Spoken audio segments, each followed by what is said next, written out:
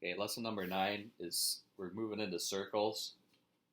We're done with the trigonometry unit, moving into circles. So just some circle terms you need to know, pretty basic here.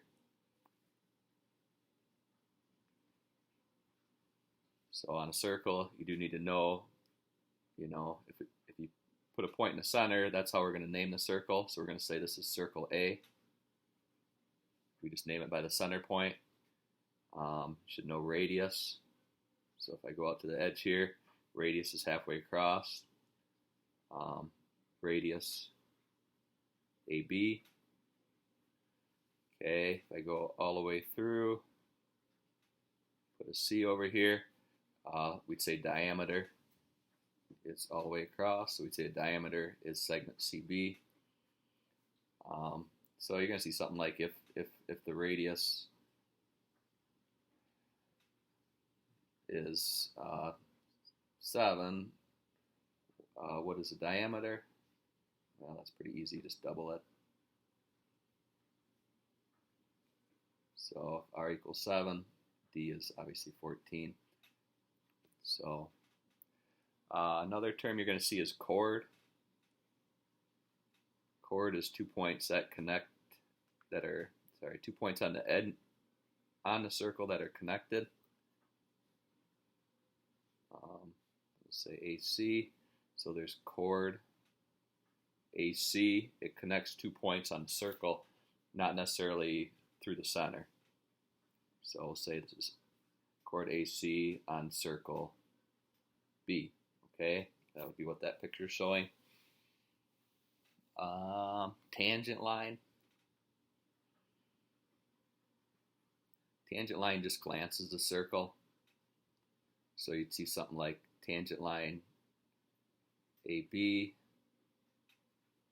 intersecting at C, and we're going to say this is circle D. So how you'd write that all out, you'd say AB is tangent to circle D at point C. Okay, that's called a point of tangency, where they intersect. All right, another thing with tangent, here's a problem you'll see with tangents is you need to know that when you have a tangent line, and then you have your center, and you make a radius. Okay, so let's do that same picture, D, A, C, and B. We would say this makes a 90 degree. So DC is actually perpendicular to AB. In other words, makes 90 degrees, is perpendicular. All right, so you'll see a problem where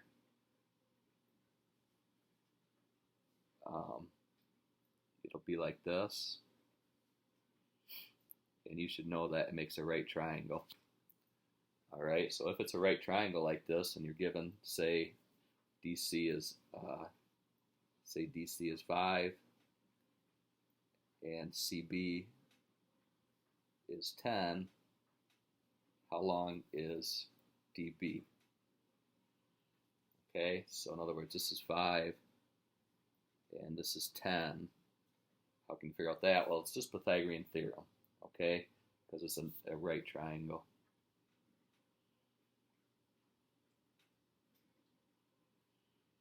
The thing we're trying to find, x, which I'll put out here. Okay.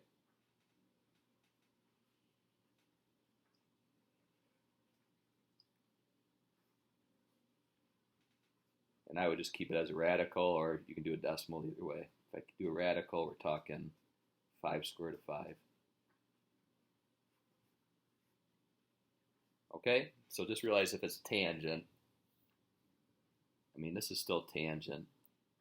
I should write that up there. AB is tangent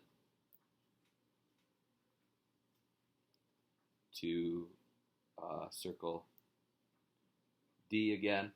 So if that's true, you should know it makes 90 degrees. Oops. All right, so you got a right triangle, do Pythagorean. All right, and then the other thing that's going to come up is arc length and central angle. So arc, not actually arc length, just arc. So we're going to say something like this, and then you can just darken it to show this arc. So if it goes a quarter of the way around like that, we're going to say arc AB is 90-degree arc. Okay, and if we go, say we go all the way around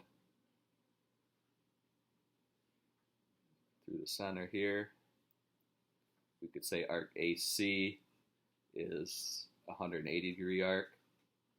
So an arc is just, how far around the circle you go, 90, 180, 270, 360, how far around. You always go the shortest way. So if I'm going arc AB, I wouldn't go around. I'm not going to go around the long way here. I'm just going to go the shortest path and say, yeah, it's a 90-degree arc. AC would be 180-degree arc. So to draw an arc, you can just darken that outer part on your homework there. And the last thing, guys, is actually central angle.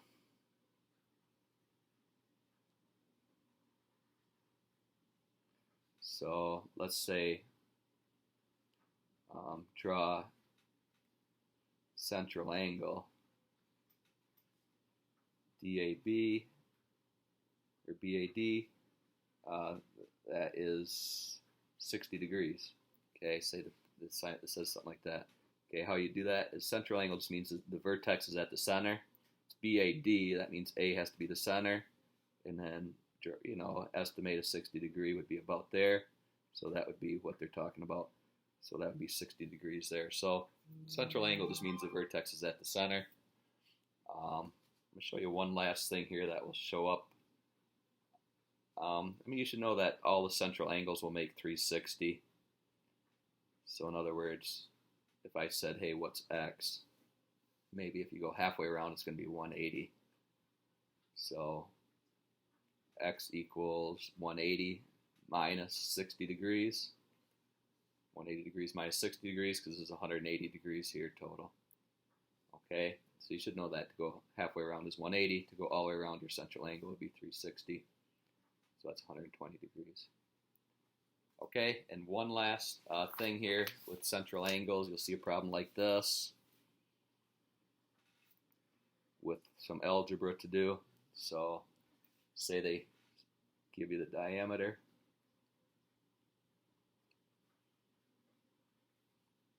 Okay, so in other words, AC is the diameter of circle B. And then we draw here x, actually 2x, and then 3x plus 5 are these central angles. It's 2x and 3x plus 5. What you know is, well, looking at this picture, I know that that makes 180, right? So I'm going to say 2x plus 3x plus 5 together, those central angles make 180. And then solve that out for x.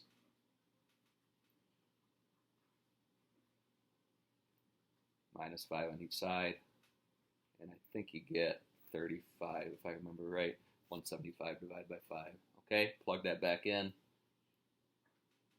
And you get your two angles. 2x is going to be 70 degrees, and 3x plus 5 should come out to 110 if I did my math right.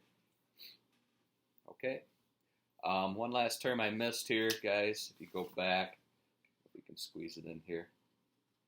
I'll just put it here at the end. You should know this term, semicircle. If you have a 180 degree arc,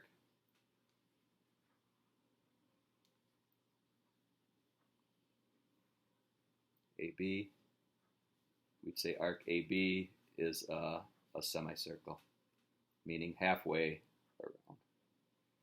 Okay, so semicircle, or 180 degrees. Okay, I think that's all the terms you need to know for that first assignment.